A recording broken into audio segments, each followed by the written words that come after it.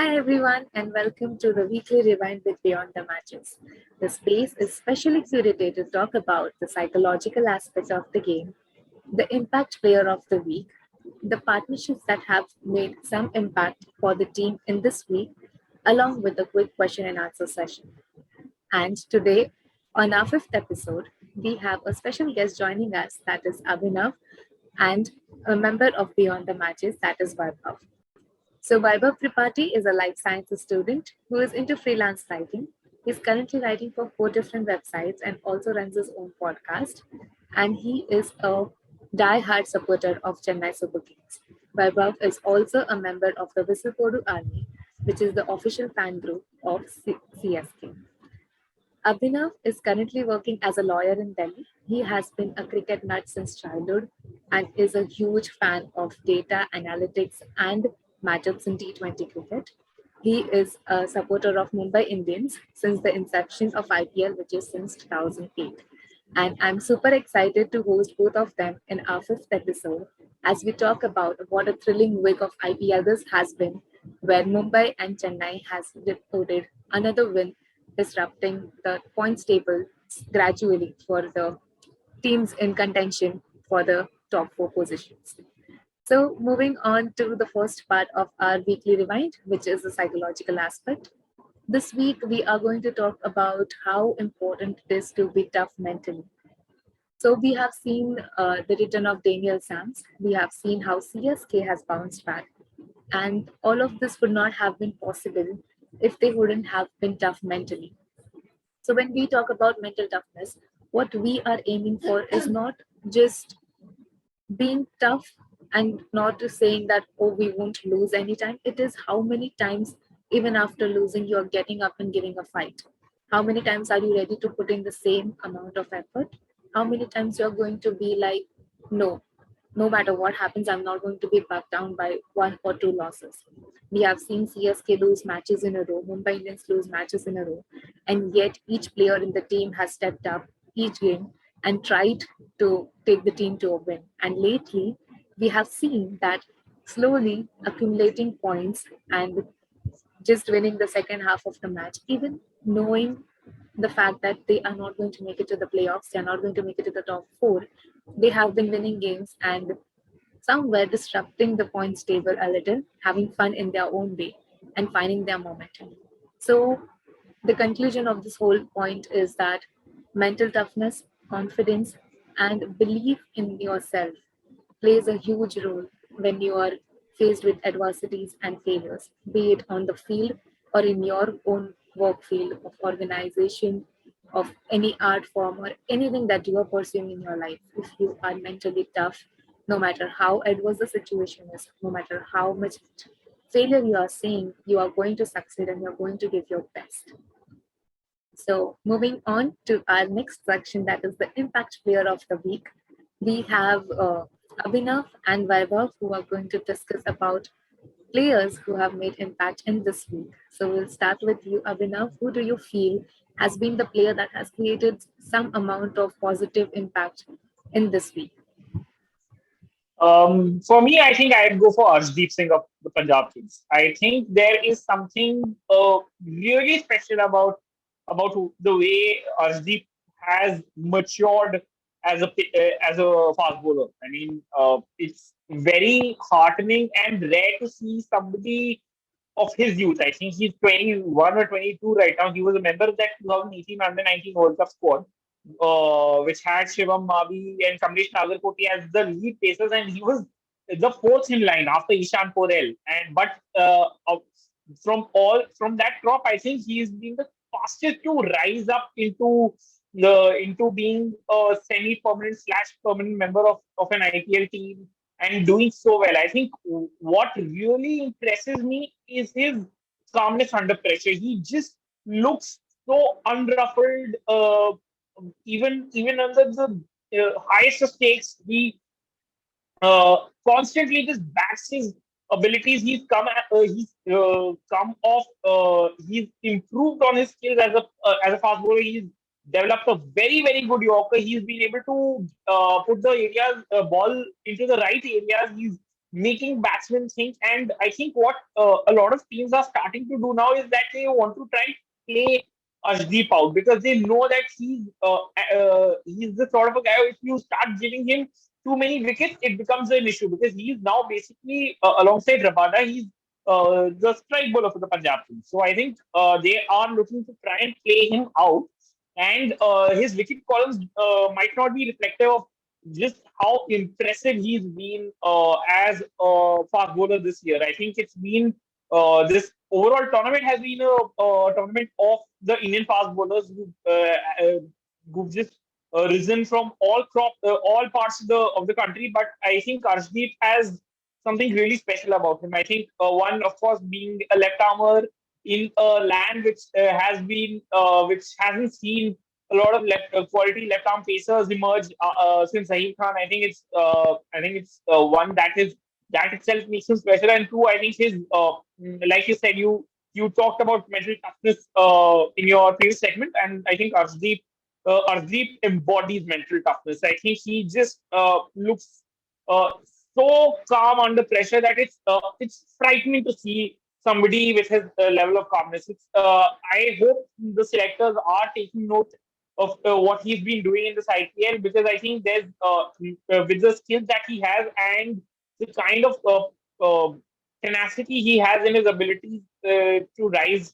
I think he's the sort of guy I think India should be looking to blood in that T20 setup as soon as possible. And I think for me, he's been the impact player of the week, because in yesterday's game against the Rajasthan Royals, I think Rajasthan needed 11 of the last 2 overs.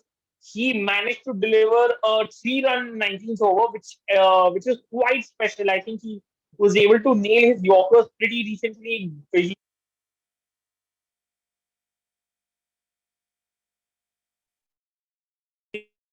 making things work. Impressed with what Arshdeep was. Yes. Yeah. Uh, Very rightly said, Abhinav. If we see some embodiment of mental toughness, Arshdeep is one of them. And if I very rightly remember, in the last 2 years, it has been Arshdeep and Vishnoy for Punjab Mhm. who have really created some havoc in the death overs with their True. calmness and patience. And this year, I see Arshdeep being a more matured bowler and handling pressure situations. The amount of calmness he has kind of reminds me of MS Dhoni under pressure. Like you do not see it on his face, you do not see it in his bowling, but it is there. The pressure is there, the anxiousness is there, but you will never see it in the way he plays it, right? The confidence he has in Exactly. himself. So definitely an impact player, and I hope we see him in the Blues soon. Which brings me to our another speaker, Vaibhav. Who do you think has been the impact player for this week? Okay, so first of all, welcome Abhinav bhai. Good to see you after a very long time. It's like very heartening to see you and to be in the same discussion panel with you again.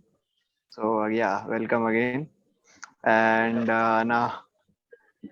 so now again coming back to the player, I'm like always, I am the most confused man when it comes to choosing players from the gone by week. So again, I was very confused with between two players, but then as as they say that there is a protocol of the show, and the show says that you need to pick only one player and you can only pick one player, so I have to do that. So today I'm going to speak about Josh Hazelwood, and the only simple reason being that in the if you'll go back like 2 3 years back, then people will say that he's not a T20 bowler. That's what everyone's mindset was before he was picked by CSK. Like before CSK picked him, it was like how he's going to perform. CSK bought him at his base price, and then also I was very confident about his T20 skills because he was very successful with the red ball and in ODI cricket as well. So it was only a matter of time that he will get games and he will soon find his mojo in T20 cricket as well. And that happened with CSK because that thing was discovered by MS. Like MS saw something in him. That's why, and I was the most happiest person when CSK bought him. Uh, in the auctions, because I knew Lungi is going to be expensive, but a bowler who can be disciplined with his line and length, like he's been known as Magra 2.0, the revised version of Glenn Magra in Australia and all around the globe. So that's what he does. That he is relentless with his line and length, and he is doing nothing different to what he does in ODI cricket or Test cricket. He's a world class bowler in Test cricket, but if you'll see in last 2 years in specific in T20I cricket, I think he's better than Mitchell Stark as also in T20 cricket. If you'll just go by the numbers for Australia as well. So for Josh, if you'll ask Josh Hazelwood, nothing has changed for him. He's the same bowler. He's doing the same things. It's just difference is the matches that he's playing. He's playing more T20 cricket. That's why he's being more successful. This week he played a game against CSK. Okay, he played a game today as well, the afternoon game. In both the games, he finished with his 4 overs, conceding less than 20 runs. In the CSK game, I think he conceded 19 runs, or today in the afternoon game, he conceded, I think, 16 runs. In both the games, he got 1 wicket each. But again, it's not about the wickets. I'm not saying it's about the wickets, because Bhuvneshwar Kumar is also similarly. Bhuvneshwar Kumar is bowling well in this IPL, but he's not getting the wickets. So same goes with Hazelwood, that he may not get as many wickets as a KG Rabada or T Natarajan will get. But what he does is he will create the pressure from one end, that the bowling is also about partnerships like batting. So at one end, he will block the runs, and at the other end, the other bowlers will reap the rewards, like Harshal Patel, Mohammad Siraj, Wanindu Hasaranga has been doing in this tournament. So yes, like Hazelwood is one of the main reasons, not like you will say that he's been a silent performer for them, because people will shed the light, like Hasaranga, Faf du Plessis, Rajat Patidar nowadays, they are getting the spotlight, but silently. Yes. Like last game also in against CSK, he got the wicket of MS at the last, and he changed the game in the same over. So those little moments, those few moments are the ones which change the game. And Josh Hazelwood has managed to do that consistently for RCB this year. So yeah, this was all about Josh Hazelwood for this week. Yeah. Uh, Something that you said very rightly here, Vaibhav, is that winning the little moments. And I am unable to recall the person who said it, but someone very recently said it, that it's about winning those little moments. It was in the Women's World Cup, and they said, like, if you happen to win those little moments in the game, that's where you actually win the whole game, that you change the phase of the game. And Hazelwood comes at a package of surprises when it comes to that. He's he can very well do that for any team that he's playing for. So while we are on the impact player, I feel one of the player that also needs our attention is Daniel Sams. Uh, he has been written off a lot of times in the start because he was going for a lot of runs, not being able to pick wickets, and putting team under the pressure of just losing again and again. But I feel what he did in the last game against Gujarat Titans was remarkable. It was unbelievable because bowling the death over, the amount of trust the captain showed, and the amount of mental toughness that we speak about in this episode, that Sams has held on to, has been unreal.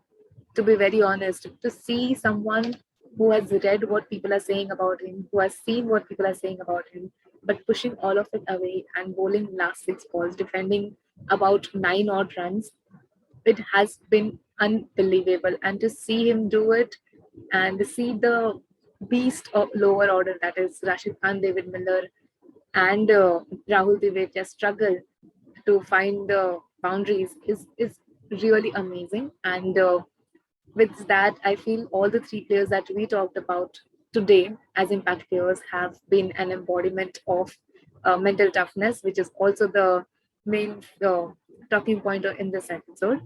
So, moving on to toughnesses, we'll move on to how good some partnerships have been in this week. We have seen some really good partnerships in bowling and batting.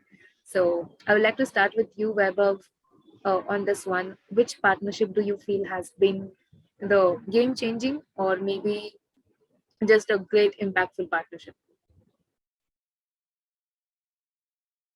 Okay, so I don't want to be too biased because in the introduction itself you mentioned me as a CSK fan, but I don't want to sound too biased. But these two guys have stole the show, and they have made me to say about something about them because they have been doing this like since the return of a man named Devon Conway. So now I think you guys must have understood whom I'm going to talk about. So it's Ruturaj and Devon Conway.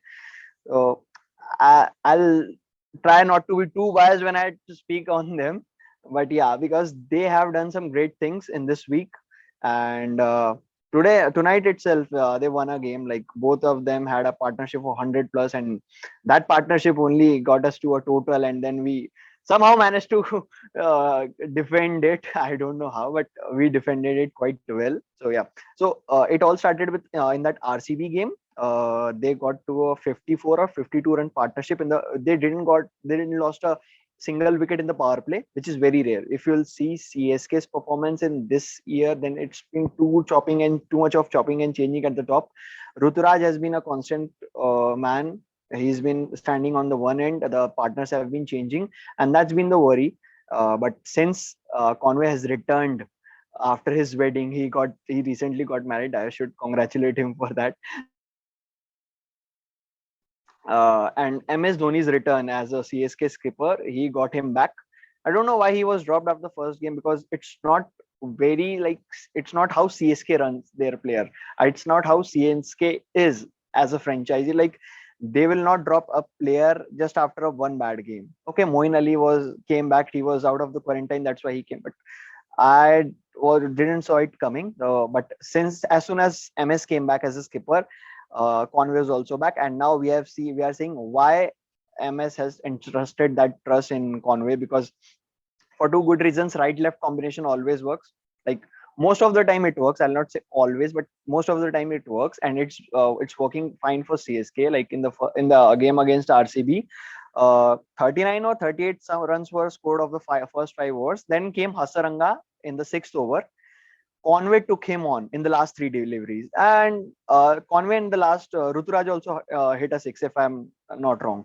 So they know how to complement each other, and the biggest thing when you are having a partnership with anyone, it's like it's not only specific to batters but as well as to bowlers as well. Even in fielding as well, we have seen how many times we have seen that a partner is a fielder is running, a player is running, he just dives and he just throws it inside the boundary and the other player just collect it. So they are complementing each other. So it's not only about bowling, batting, but it's about fielding as well.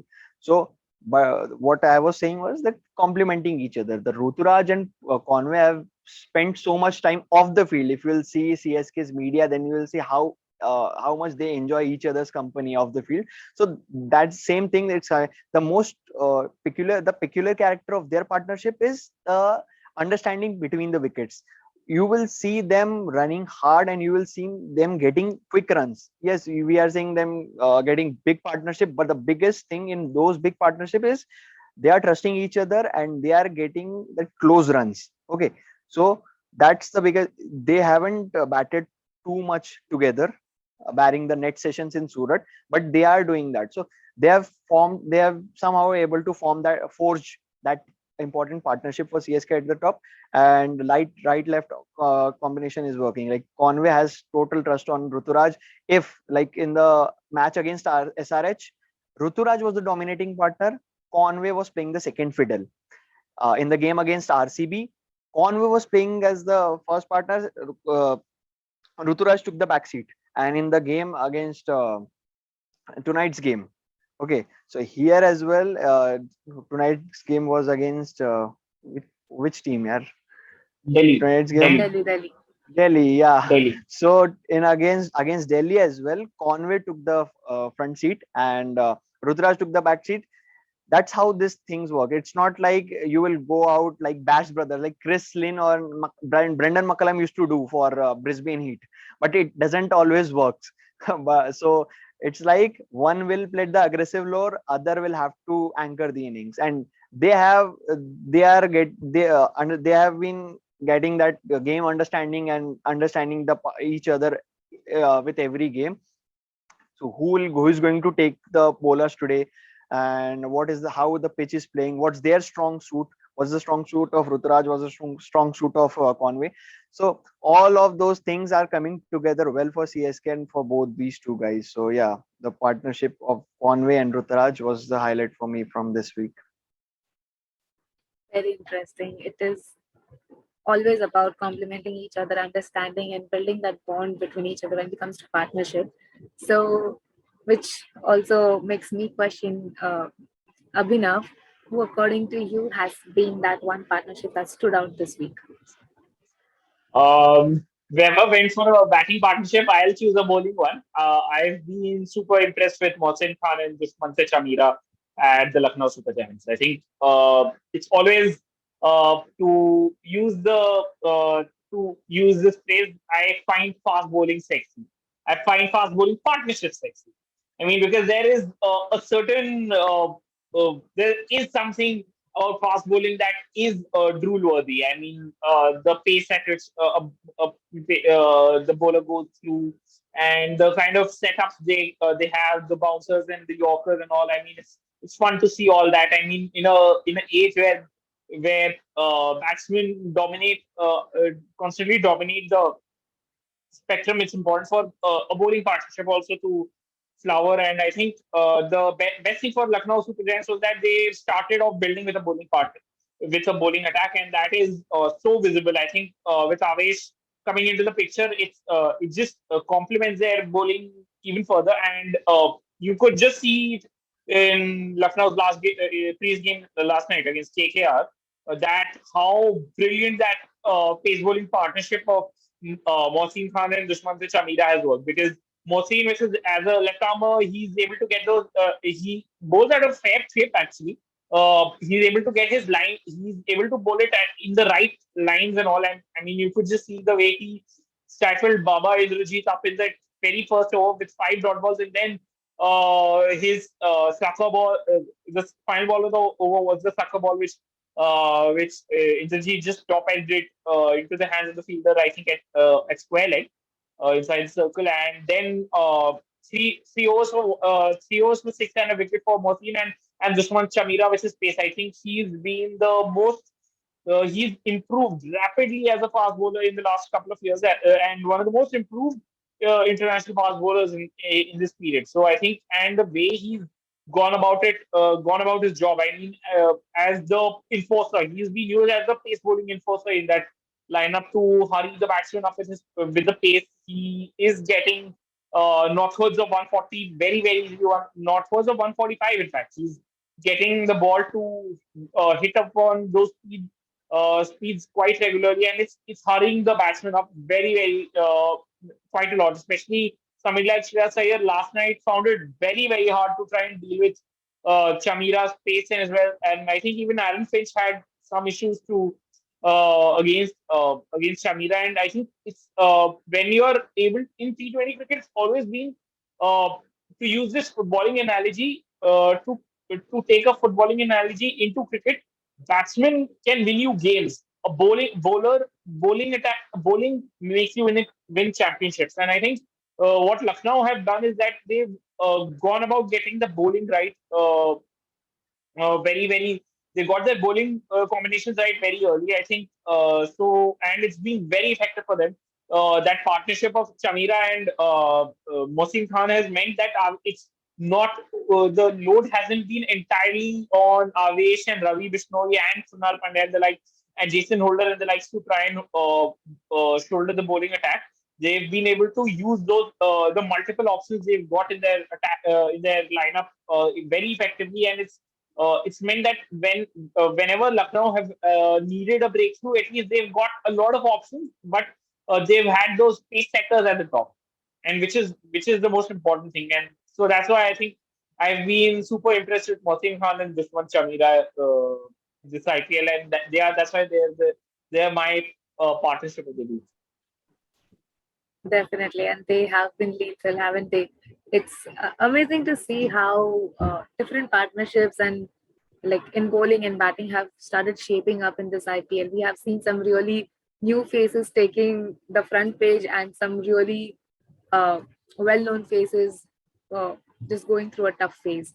So it's interesting to see how the pendulum just keeps swinging throughout all weeks. Which brings us to our last section of this episode, which is the question and answer section.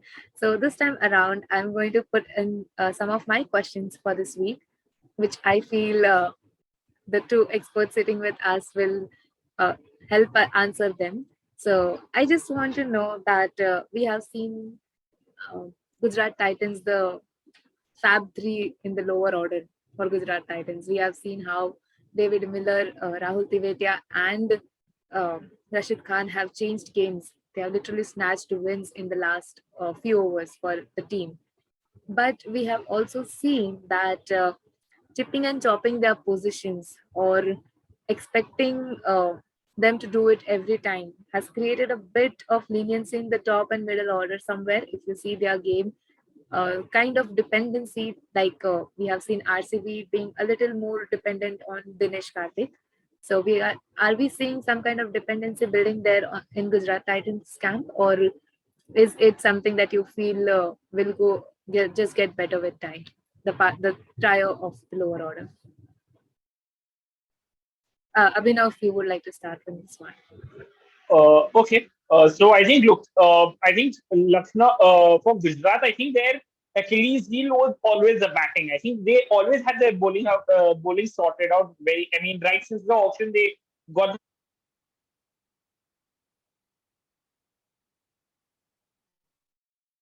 was always going to be the issue for them.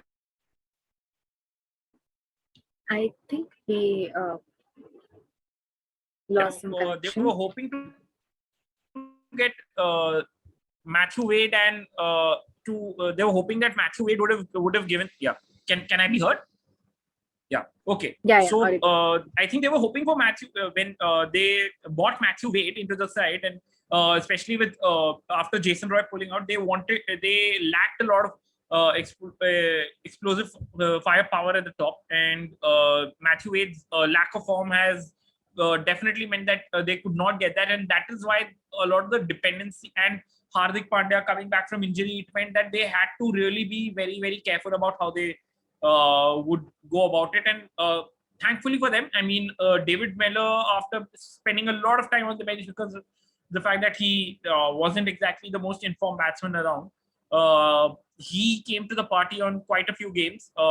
And Rahul Tewatia was in Tewatia mode right through. And I think, but yes, you are right. It is creating a bit of an issue that that it's always been those three at the end who had to pull the fat out of the fire for Gujarat.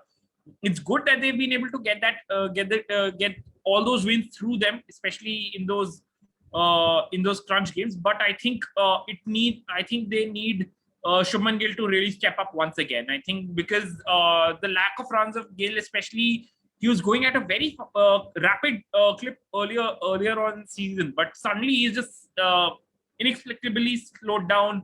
At times, Vridhiman Saha, despite his good form, he's kind of slowed down, especially after the power plays. So I think they need a bit of those guys to take up responsibility, and Hardik Pandya to keep himself fit and to be able to strike at a decent pace, so that the pressure on those three on the triumvirate doesn't increase every single game. That you're not expecting them to constantly pull you through 14 out of 14, because you can't. I mean, you really can't expect them to do it every single day. So I think I think the top four for Gujarat have to take up the load now, especially that the playoffs are coming, and Yeah, the faster they get back to form, the better it will be for them. rightly said. Um, Interesting thoughts out there. Abhinav, Vaibhav, would you like to add something here? Yeah, I mean, the problem lies in the question itself, that there has been too much of dependency on the lower middle order. And by saying middle order, I mean the trio of Rashid, Tewatia, and Miller. Many people didn't expected Miller to come out and perform the way he's doing, but I'm not quite surprised by with the way he's performing, because last year he was in super form. I don't know how many of the listeners have followed his journey in last year in T20 cricket, but for South Africa last year he won a game single-handedly. I think it was a knock of 70 odd against Pakistan in Pakistan. So that from that game onwards, David Miller's batting has gone to a next level, and I'm not very surprised with the way he's performing. Rashid, yes, again not very surprised because he has been doing that for Adelaide Strikers. He's an Adelaide Strikers. Kudos to their team management of Adelaide Strikers. Rashid is a designated finisher in the BBL. He bats at six for Strikers, so it was like a matter of time that he will do that same thing in the IPL. Coming to Tewatia, so Tewatia is like he's got that killer instinct in himself. He's got that X factor in him that he will get runs, he will win you matches. Nothing surprise there. The thing which is of surprise is that even after doing well in the first phase, the top order is now looking a bit shaky. In the first wave, in a few games, Shubman Gill performed. Hardik Pandya was performing well till the time he got injured and was like he opted out for one game. After that, he has been struggling with his form again. So I think it all comes down to, as Abhinav said, it all comes down to the top order. So need to sort the top order, and I think there's one player whom they haven't tried yet, and that's Rahmanullah Gurbaz. If they have given so many Yeah, games to Matthew Wade, then they can give few games to Rahman, because that guy is some serious talent. Like if one I can completely complement agree. Shubman, if one can complement Shubman Gill at the top, he can do that, because Shubman Gill then can play at a strike rate of 120 to 130 and can anchor the innings. So he can do that. And if you don't want if you don't want to force Shubman at the top, if he's failing regularly, then you can push him at 3 in place of Sai. Hardik can bat at 4, and then you can find another partner, like Saha and Rahmanullah Gurbaz can open for Gujarat. They can do this. Shubman Gill can bat at 3. He can play the anchor inning. So it's all about the mindset. So if they have to, if there is a change, then the top order need to change the way they are scoring, their how they are shaping, in place of relying too much on the lower middle order, because it's too much of pressure, it's too much to ask every time, because it's not always every time you these three guys will come and perform for a team and get the results out of the opposition's way. So yeah.